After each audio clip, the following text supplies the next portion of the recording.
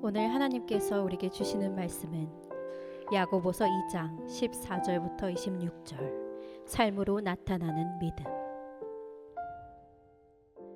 우리가 하나님의 말씀을 듣는 이유는, 성경에 있는 인물들에 대해서 듣는 이유는, 그래서 그 사람이 죽었던 나사로가 살아났는데 그것이 나하고는 무슨 상관이 있는가? 하나님은 위대하시다. 예수님은 위대하시다. 정말 살아계신 하나님이시다. 죽은 자도 일으키시는 분이시다. 아멘, 할렐루야 하고 그냥 끝나는 것이 아니라, 그래서 그 예수님이 나와는 무슨 상관이 있는가? 여러분, 우리는 매주 하나님의 말씀을 듣고 보니까 오늘 끝나고는 바이블인 맞나요? 뭐가 있더라고요. 말씀을 읽나 봐요. 계속 그냥 같이 이렇게 말씀을 읽고, 또 우리 우타 형제는 비록 7개월 됐지만 훨씬 오래된 분들 많이 있을 것이라고 생각됩니다. 평생 말씀을 들어왔고, 그렇다면 그 말씀이 오늘 저와 여러분들의 삶에는 어떤 역할을 하고 있습니까? 어떤 영향을 끼치고 있습니까? 우리 옆 사람에게 또 이렇게 한번 물어볼까요? 믿으십니까? 이렇게 한번 물어보세요. 밖에서 도를 믿으십니까? 이렇게 물어보지 마시고, 여러분 믿으십니까? 하나님의 말씀을 믿으십니까? 네, 우리는 믿는다는 말 참 많이 씁니다. 예수님을 믿기도 하고요, 하나님을 믿습니다.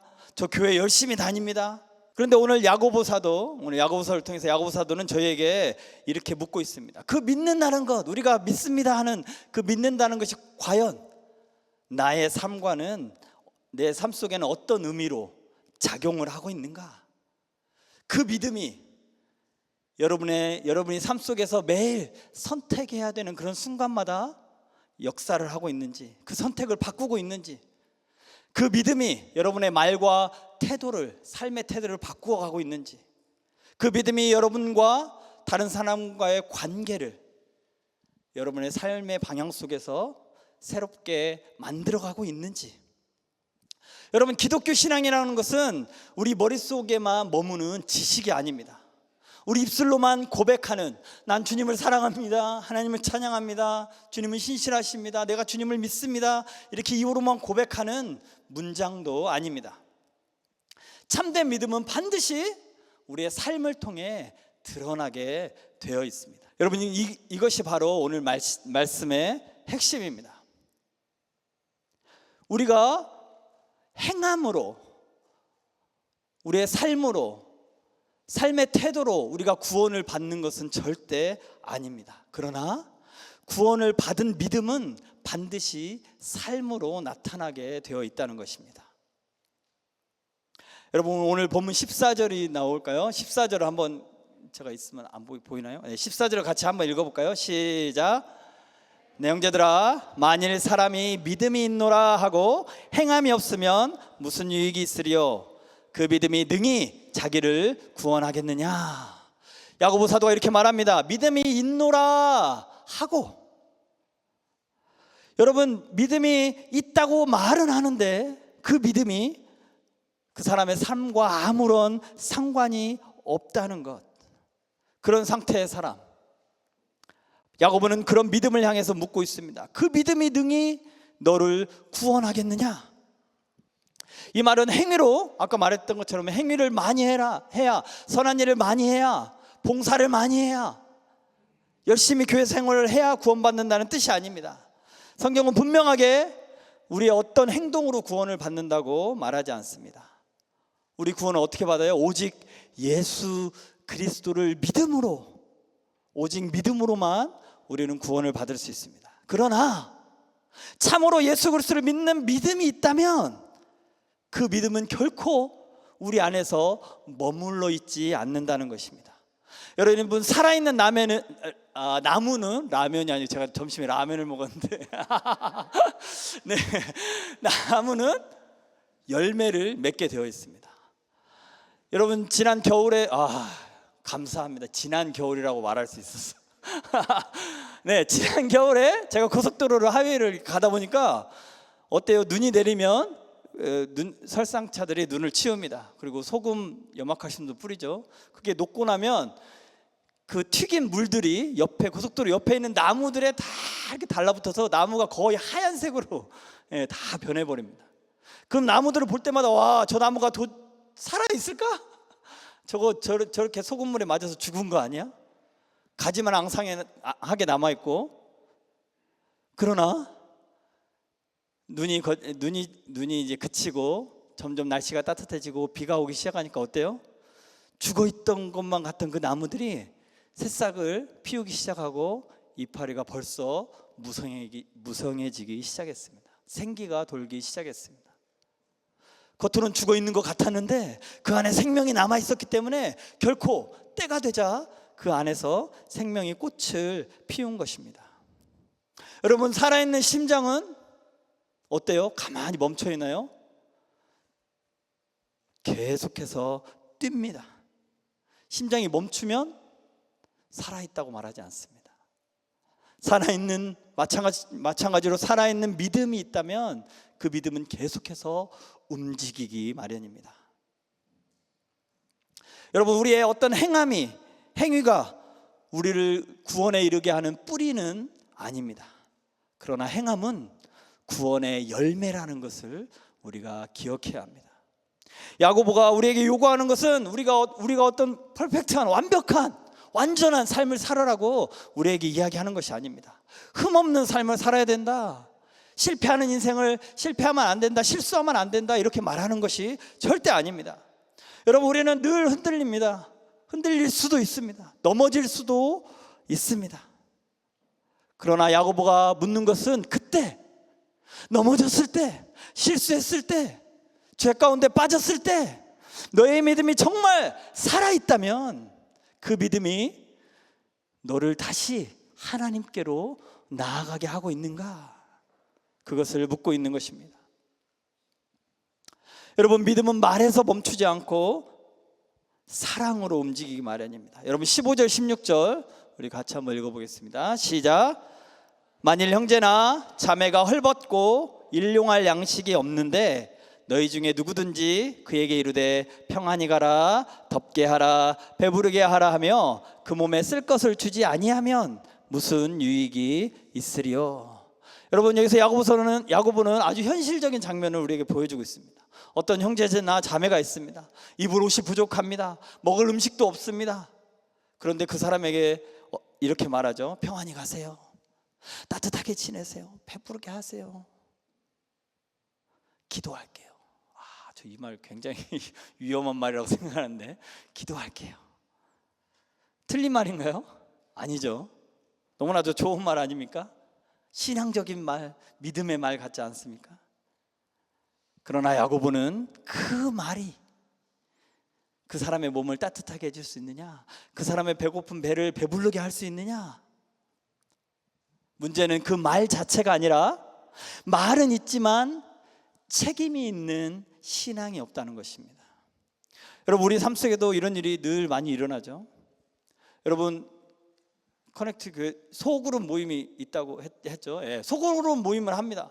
그러면 어떤 사람이 이렇게 나눌 수 있습니다. 요즘 너무 힘들어요. 너무 어려워요. 마음이 어렵고 공부도 잘 안 돼요. 직장을 잡아야 되는데 어려워요. 요즘 형편도 좋지 않아요. 뭐 이런 이야기 할 수 있잖아요. 너무 외로워요. 마음이 흔들려요. 삶이 버거워요. 우리는 뭐라 그래요? 힘내, 화이팅. 기도할게. 하나님이 함께 하실 거야. 괜찮아질 거야. 그런 말도 필요합니다. 그러나 중요한 건 뭐예요? 우리는 보통 다 그렇게 하고 끝납니다. 그 다음 모일 때까지 그 사람이 어떻게 살았는지 아무런 관심이 없고, 또 그 다음 모임에 만나게 됩니다. 여러분, 때로 진짜 믿음은 자기의 시간을 내는 것입니다. 한 번 더 연락하는 것입니다. 밥 한 끼 함께 하는 것입니다. 우리 우타 형제가 풍성한 생명 그 모임을 했다고 해요. 저희 교회도 이제 막 시작해서 이제 다음 주가 되면 6번째 모임을 이제 하게 되는데요. 5과, 지난번이죠. 5과가 끝나고 저희는 2주에 한 번씩 하는데 5과가 끝나고 풍성한 생명 과가 끝나면 뭐래요? 실천사항? 맞죠? 실천, 한 주 동안 실천 과제를 합니다. 실천 과제. 뭐랄까 서로 의논하다가 한 분이 그런 말을 했어요. 우리가 흔히 하는 말이에요. 다음에 밥 한 번 먹자 이렇게 말을 하고 정말 밥 먹은 적이 거의 없다는 거예요. 기도할게 하고 정말 자기가 그 사람을 위해서 기도해 본 적이 별로 없다는 거예요. 그래서 그 공동체에서 정한 거는 그러면 이번 한 주 동안 우리 교회 안에 있는 우리 가족, 패밀리가 아닌 다른 사람과 아무나 자기가 연락을 해서 약속을 잡고 만나서 밥을 먹든지 차를 마시든지 교제를 하고 인증샷을 찍어서 카톡방에 올리자 이렇게 했어요. 한 사람이 그걸 제안했는데요, 나머지 모든 저희 7명이 같이 하고 있는데 6명이 너무 당황한 얼굴을 하는 거예요. 만날 사람이 없어요. 그거 어떻게 저에게 올해 표어가 사랑으로 하나 되는 교회입니다. 매주 이야기합니다. 사랑으로 서로 사랑하자. 먼저 우리 교회 안에서 사랑으로 하나 되어 아름답게 세워가는 교회인데, 교회를 세워가기 위해서 먼저 우리 안에서 사랑합시다를 매주 이야기합니다. 매주 광고할 때마다. 그런데 저희 교회는 한 30명쯤 되거든요. 그 중에 밥 먹을 사람이 없다는 거예요.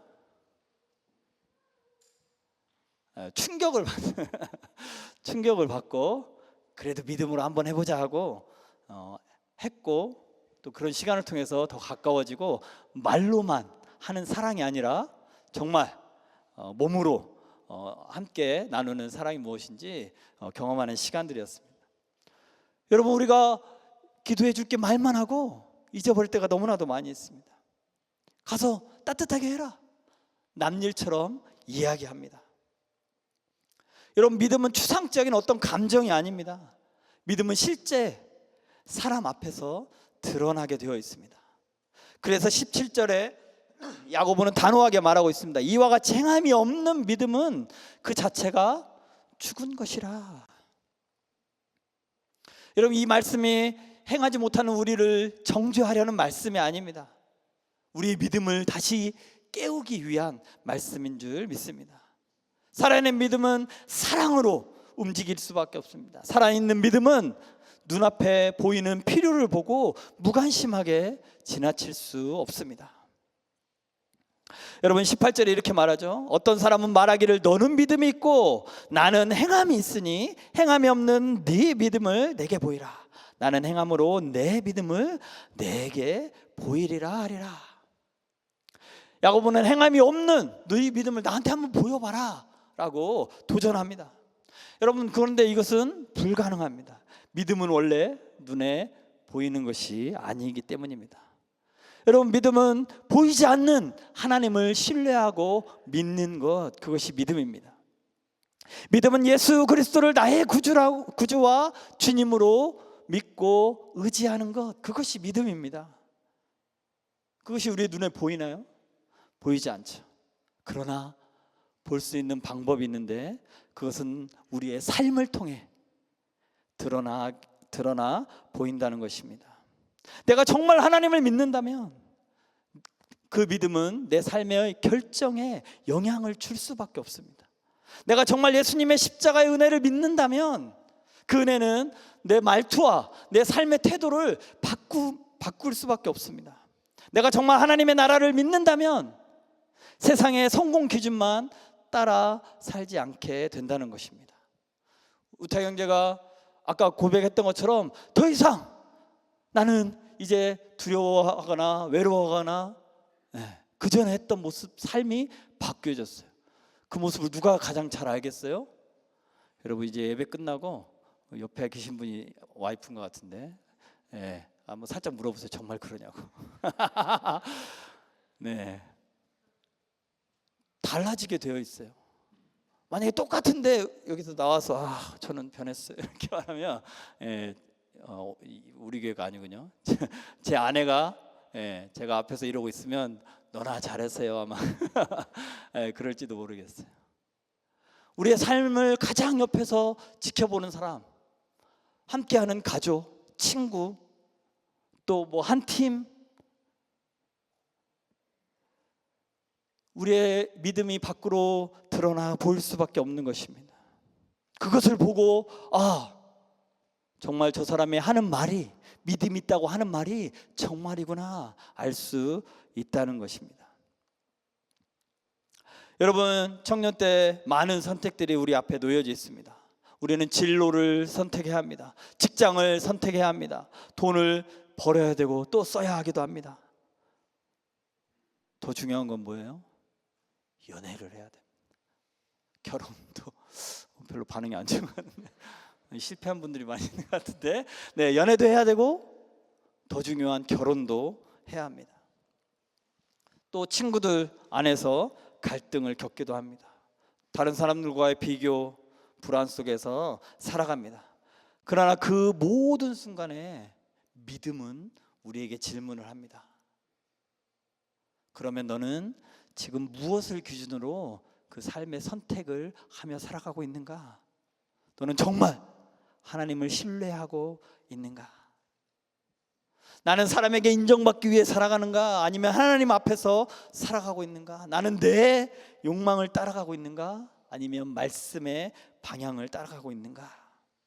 여러분, 믿음이란 것은 이렇게 주일날 우리가 모여서 함께 예배하는 이 시간에만 필요한 것이 아닙니다. 오히려 더 필요한 것은 오늘이 내일은 쉬는 날이네요. 내일 말고 이제 화요일날 아침이 되면 정말 우리의 믿음이 우리의 삶 속에서 드러나게 되어 있습니다. 절실하게 필요한 때입니다. 우리 학교에서도 필요합니다. 직장에서도 필요합니다. 가족과의 대화 속에서도 필요합니다. 또 SNS를 사용할 때도 우리의 믿음이 필요합니다. 혼자 있을 때 우리의 믿음이 필요합니다. 야고보는 우리에게 말합니다. 나는 행함으로 내 믿음을 보이리라. 이 말은 야고보가 나는 좀 착하게 살겠다, 선하게 살아가겠다 이런 말이 아닙니다. 내 삶의 방향을 통해서, 내 삶의 모습을 통해서 누군가가 내가 누구를 믿고 있는지, 내가 누구를 의지하고 있는지, 내가 무엇을 따라 살아가고 있는지 알게 하겠다는 것입니다. 여러분, 이것은 우리의 입술로만 되는 것이 아니죠. 19절을 한번 보시기 바랍니다. 굉장한 충격적인 말이 있는데요. 19절 다 같이 읽어볼까요? 시작. 내가 하나님은 한 분이신 줄 믿느냐? 잘하는도다. 귀신들도 믿고 떠느니라. 와우. 여러분, 하나님은 몇 분이세요? 아니. 잘 모르세요? 제가 알려줘야 되나? 하나님은 몇 분이신가요? 한 분이시죠. 네, 감사해요. 여러분, 이 고백은 이스라엘 백성들의 신앙의 핵심입니다. 신명기 6장 4절에 쉐마라고 말씀하시는 이야기하는 말씀에 이렇게 나와 있습니다. 이스라엘아 들으라, 우리 하나님 여호와는 오직 유일한 여호와시니. 여러분, 이것은 틀림없는 신앙 고백입니다. 바른 교리입니다. 정통적인 믿음의 고백입니다. 그런데 야고보는 말하고 있죠. 하나님이 한 분인 줄 아느냐? 귀신들도 귀신같이 그건 다 안다. 귀신들도 다 알고 심지어는 믿고 떤다. 귀신 들린 사람들에게 예수님이 나타났을 때 하나님의 아들이여 나를 떠나가소서, 나를 좀 내버려 주십시오. 예수님을 알아봤어요. 믿었어요.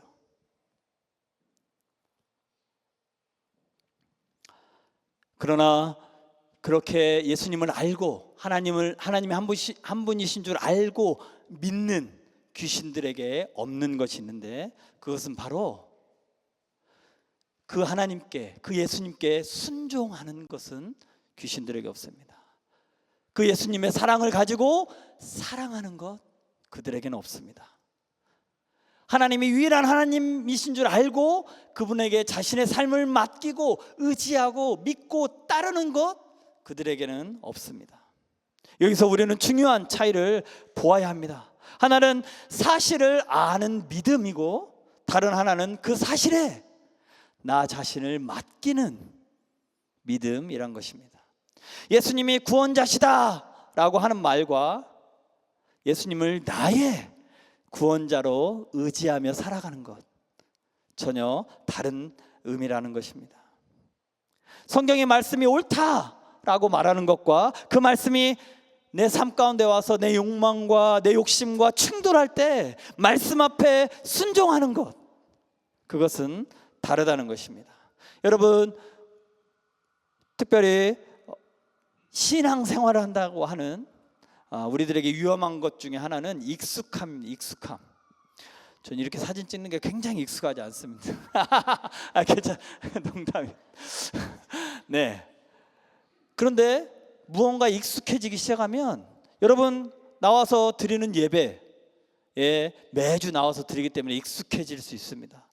찬양하는 것 익숙해질 수 있습니다. 목사님 하는 설교에 익숙해질 수 있습니다. 교회 안에서 우리가 사용하는 어떤 단어들에 익숙해질 수 있습니다. 그러나 그 익숙함이 곧 믿음은 아니라는 사실을 우리는 기억해야 합니다.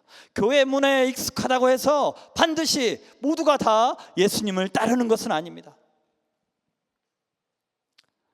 야고보가 이렇게 묻습니다. 너는 믿음을 단지 알고 그저 동의하는 수준인가? 아니면 그 하나님께 너를 맡기고 너의 삶을 드리고 의지하고 순종하려고 하는 믿음을 가지고 있느냐? 참된 믿음은 맞습니다, 옳습니다 에서 그치는 것이 아니라 주님, 제가 그 말씀에 순종하고 따르겠습니다 까지 나아가야 한다는 것입니다. 야고보가 두 사람을 예로 들고 있습니다. 첫 번째는 아브라함입니다. 아브라함. 21절을 보시기 바랍니다. 우리 조상 아브라함이 그 아들 이삭을 제단에 바칠 때 행함으로 의롭다 하심을 받은 것이 아니냐? 여러분, 오늘 야고보가 뭐라고 그래요? 행함으로 의롭다 하심을. 그런데 여러분, 바울 사도는 아브라함이 믿음으로 의롭다 하심을 받았다고 이야기합니다. 그런데 왜 야고보는 오늘 행함으로 받았다고 이야기하는가? 두 사람은 다 지금 다른 각도에서 이야기하고 있습니다. 바울은 이렇게 말하죠. 사람은 율법의 행위로 구원을 받는 것이 아니라 오직 믿음으로 의롭다 하심을 받는다. 여러분, 맞습니다. 우리는 오직 믿음으로 의롭다 하심을 받을 수 있습니다. 이것이 바로 복음입니다.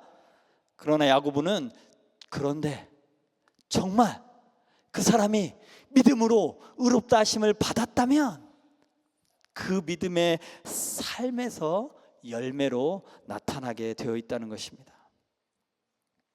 바울은 믿음의 뿌리, 구원의 뿌리가 무엇인가 이야기하고 있습니다. 구원의 뿌리는 바로 믿음입니다. 거기서 시작하는 것입니다. 그러나 거기서 시작한 믿음은 열매를 맺게 되어 있다는 것입니다. 창세기 15장에 보면 하나님께서 아브라함에게 나타나서 이야기합니다. 내 자손을 하늘의 별과 같이 바다의 모래와 같이 많게 해주시겠다. 그랬더니 아브라함이 이야기합니다. 저기 있는 이스마엘이 제 후손이 될 것입니다. 그랬더니 하나님이 아니다. 너에게서 난 씨, 너로부터 나온 씨가 네 자손이 될 것이다. 그랬더니 아브라함은 내가 주님을 믿습니다. 그 믿음을 보시고 하나님은 의롭다고 여겨 주셨습니다. 그런데 몇 장이 지나서 22장, 이제 아브라함의 아들 이삭이 태어나고 이제 좀 자랐습니다. 22장에 가서 하나님께서 아브라함을 그 이삭을 바치라고 아브라함에게 말씀하십니다. 이삭은 단순한 아들이 아니죠. 아브라함이 100세 때 기적적으로 믿음으로 얻은 아들이었습니다. 그러나 그 아들을 잡아서 바치라는 거예요. 그때 아브라함은 주저하지 않고 그 이삭을 주님 앞에 그 하나님의 말씀에 순종하고 제단으로 나아갑니다. 여러분, 그렇게 나아갔던, 주저하지 않고 이삭을 주님 앞에 드렸던 그 아브라함의 행동이 아브라함을 구원한 것은 아닙니다. 그러나 그가 주님을 믿었던 그 믿음이 그 행위로 말미암아 드러나고 나타나고 정말 아브라함이 가졌던 그 믿음이 참된 믿음이구나 라고 증거되었다는 것입니다. 22절에 네가 보거니와 믿음이 그의 행함과 함께 일하고 행함으로 믿음이 온전하게 되었느니라. 또 한 사람 라합에 대해서 이야기합니다. 25절 같이 한번 읽어볼까요? 시작. 또 이와 같이 기생 라합이 사자들을 접대하여 다른 길로 나가게 할 때에 행함으로 의롭다 하심을 받은 것이 아니냐. 여러분, 아브라함과 라합은 비교도 할 수 없는 지금 사람들입니다. 아브라함은 뭐라고 그래요? 믿음의 조사. 그러나 라합은 이방 여인이었습니다. 그의 신분이 뭐였다고요? 기생이라고 합니다. 아브라함은 존경받는 인물이었지만 라합은 그러지 못했습니다. 그럼에도 불구하고 오늘 야고보는 이 두 사람을 나란히 세워서 우리에게 말하고 있습니다. 여러분, 참된 믿음이란 것은 어떤 배경이나 조건에 가려지지 않는 것입니다. 라합은 이스라엘의 하나님에 대해서 소문을 들어서 알고 있었습니다. 그리고 그 사실을 믿었습니다. 그러나 그 믿음은 거기에서 그치지 않았습니다. 이스라엘의 정탐꾼들을 숨겨주었습니다. 숨겨주었다는 것은 자기 목숨을 지금 내걸고 걸리면 죽는 것입니다. 자기 목숨을 내걸고 정탐꾼들을 숨겨주고 그 나라의 왕의 편에 왕을 선택하는 것보다 하나님의 편에 서는 선택을 했던 것입니다. 그래서 히브리서 11장 31절에 이렇게 말하죠. 믿음으로 기생 라합은 정탐꾼을 평안히 영접하였으므로 순종하지 아니한 자와 함께 멸망하지 아니하였도다. 여기 보면 믿음으로 기생 라합은 순종하였다라고 이야기를 합니다. 라합이 가졌던 믿음이 그로 말미암아 순종하게 만들었던 것입니다. 여러분, 하나님은 완벽한 과거를 가진 사람을 사용하지 않습니다. 신앙의 이력이 길게 있는 사람만 받으시는 것도 아닙니다. 배경이 좋은 사람 받으시는 것도 아닙니다. 중요한 것은 오늘 내가 과연 하나님을 믿는가? 오늘 내가 믿음으로 한 걸음 순종의 길을 나아갈 수 있는가? 여러분의 과거가 하나님이 주시는 은혜보다 결코 크지 않습니다. 여러분의 연약함이 하나님의 부르심을 막을 수 없습니다. 하나님은 완벽한 사람을 찾으시는 것이 아니라 살아있는 믿음으로 주님의 말씀에 반응하는 사람을 찾고 계십니다. 마지막 26절입니다. 영혼이 없는 몸이 죽은 것 같이 행함이 없는 믿음은 죽은 것이니라. 여러분, 혹시 캐나다에서 장례식장을 가보신 분이 계신가요? 저는 처음, 제가 22살에 캐나다로 왔는데 처음으로 한국에서도 장례식장에 가본 적이 없어요. 근데 처음으로 장례식장에 갔습니다. 어때요? 여기는 장례식장에 가면 그 돌아가신 분의 시신이 이렇게 앞에 있더라고요. 저는 충격이었어요. 어렸을 때 생각하던 그 시신에 대한 그런 두려움이나 뭐 이렇게 있었는데 앞에 이렇게 관 뚜껑을 열어놓고 돌아가신 분의 얼굴을 볼 수가 있습니다. 예쁘게, 여자분들은 예쁘게 화장도 해놓고요. 그런데 여러분, 어때요? 아무리 봐도 생기가 없습니다. 여러분, 죽음이라는 것은 그저 우리 코끝에서 호흡이 멈추면 끝나는 것입니다. 생기가 사라져 버립니다. 아무리 예쁘게 치장을 하고 꾸미고 이것저것 해도 그 생기를 돌아오게 할 수는 없습니다. 영혼이 떠나버리면 죽은 몸이 되어버립니다. 겉모양만 그냥 남아있는 것입니다. 결코 그 안에서 생명을 찾을 수가 없습니다. 야고보는 믿음과 행함과의 관계가 이와 같다고 이야기합니다. 믿음과 행함은 서로 분리할 수가 없다는 것입니다. 영혼이 없는 몸이 죽어 있는 것처럼 행함이 없는 믿음, 그것도 죽은 것이다. 믿음이 있는 생명이라면 행함은 그 생명의 움직임이 되는 것입니다. 정말 예수 그리스도를 우리가 믿는다면 그 믿음은 반드시 우리의 삶 속에서 살아서 움직이게 된다는 것입니다. 여러분, 행함을 계속해서 강조하다 보면 우리가 율법주의자가 될 수 있습니다. 내가 이 정도는 해야 하나님께서 나를 받아주실까? 내가 이만큼 봉사를 해야 하나님이 나를 사랑해 주실까? 내가 이 정도는 순종을 해야 내 구원을 어떻게 유지해 갈 수 있을까?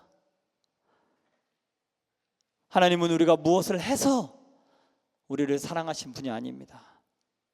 우리가 아직 죄인 되었을 때에 주님은 우리를 위해서 예수님은 죽어주셨습니다. 우리는 우리의 행위가 아니라 예수 그리스도 십자가와 부활 때문에 주님 앞에 나아가게 되는 것입니다. 그러나 은혜는 우리를 새롭게 합니다. 은혜는 우리를 사랑하게 합니다. 은혜는 우리를 순종하게 합니다. 은혜는 자기 중심적인 삶에서 하나님 중심의 삶으로 우리의 삶을 옮겨가게 되어 있습니다. 그렇다면 여러분, 오늘 우리는 우리의 삶에서 어떻게 믿음을 드러내며 살아갈 수 있을까요? 우리는 믿음을 드러내기 위해서 저는 7월에 니카라과라는 그 나라로 선교를 떠나게 됩니다. 여러분, 우리가 믿음이 있다면 그 나라를 가서 선교를 해야 되지 않겠습니까? 이야기할 수도 있겠죠. 믿음이 있다면 여러분 다 신학교 가라고, 목회자가 되라고 이야기할 수도 있겠죠. 그렇지 않습니다. 무언가 거창한 것을 해야, 앞에서 찬양팀처럼 열심히 봉사를 하고 1시간 전에 오나 봐요. 2시간 전에 와요. 와서 이렇게 시간을 들여서 예배를 위해 준비하고, 그래야 우리의 믿음이 드러나는 것 같은가요? 열심히 의자도 누군가 깔았겠죠. 이거 의자라도 하나 깔아야 내 믿음이 좀 드러나나? 여러분, 믿음은 아주 작은 자리에서 드러나게 되어 있습니다. 아까 말했던 것처럼 가장 가까운 사람을 대하는 태도가 달라질 수밖에 없습니다. 함부로 우리 입에서 나오던 말들, 동일한 단어들, 동일한 말투가 아니라 사랑의 단어, 사랑의 말투가 우리 입에서 나와야 합니다. 우리가 좀 불편하다고 그 사람을 무시하는 것, 이제 존중함으로 바뀌어질 수 있습니다. 누군가의 연약함을 가십거리로 만들려고 하는 그런 일들이 멈춰지게 될 것입니다. 나에게 맡겨진 일 정직하게 감당하는 것, 예배를 습관이 아니라 하나님 앞에 나아가는 자리로 여기는 것, 돈과 성공이 내 인생의 주인이 아니라 주님이 나에게 주신, 맡겨주신 것임을 깨닫는 것. 아까 말했던 것처럼 힘들어하고 또 외로운 연약한 지체들에게 한 번 더 다가가 주는 것, 공동체 안에서 그저 머물러 있는 것이 아니라 함께 세워가는 것, 이런 작은 순종 속에서 우리의 믿음은 삶으로 나타나게 됩니다. 여러분, 우리 젊을 때는 내가 과연 무엇을 이룰 것인가에 초점이 맞춰질 수도 있습니다. 그러나 하나님 앞에서 우리는 더 중요한 질문을 해야 됩니다. 나는 어떤 사람이 되어야 할 것인가? 무엇을 이룰 것인가가 아니라 어떤 삶의 방향으로 나아가야 할 것인가? 여러분, 커넥트 교회라는 이름처럼 우리의 신앙도 연결되어 있어야 합니다. 우리의 예배와 이 예배당 밖에 나가서 살아가는 우리의 삶이 연결되어 있어야 됩니다. 우리가 입술로 말하는 고백과 삶의 순종이 연결되어 있어야 합니다. 우리가 매일 듣는 말씀과 내 삶의 선택이 연결되어 있어야 합니다. 우리의 믿음과 사랑이 연결되어 있어야 합니다. 하나님의 사랑과 이웃사랑이 연결되어 있어야 됩니다. 믿음과 우리의 삶이 끊어져 버리면 그 믿음은 야고보가 말하는 죽은 믿음이 될 수밖에 없습니다. 말씀을 마치려고 합니다. 여러분, 야고보는 우리에게 완벽한 삶을 살으라고 말하지 않습니다. 실수하지 말라고도 이야기하는 것이 아닙니다. 야고보는 우리에게 살아있는 믿음을 가지라고 말합니다.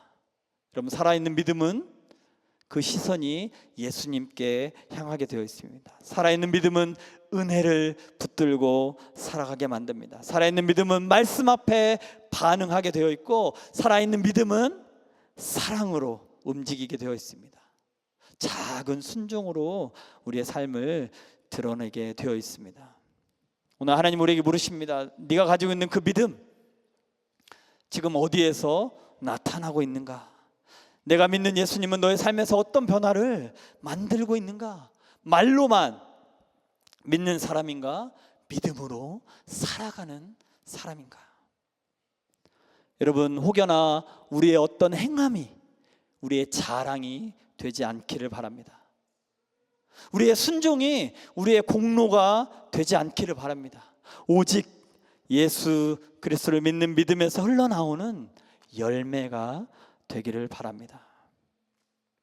그리하여 우리 커넥트 교회, 우리 공동체가 하나님과 연결되고 말씀과 연결되고 서로의 삶과 연결되어서 이 시대 속에서 살아있는 믿음을 보여주는 공동체가 되시기를 주님의 이름으로 축원드립니다.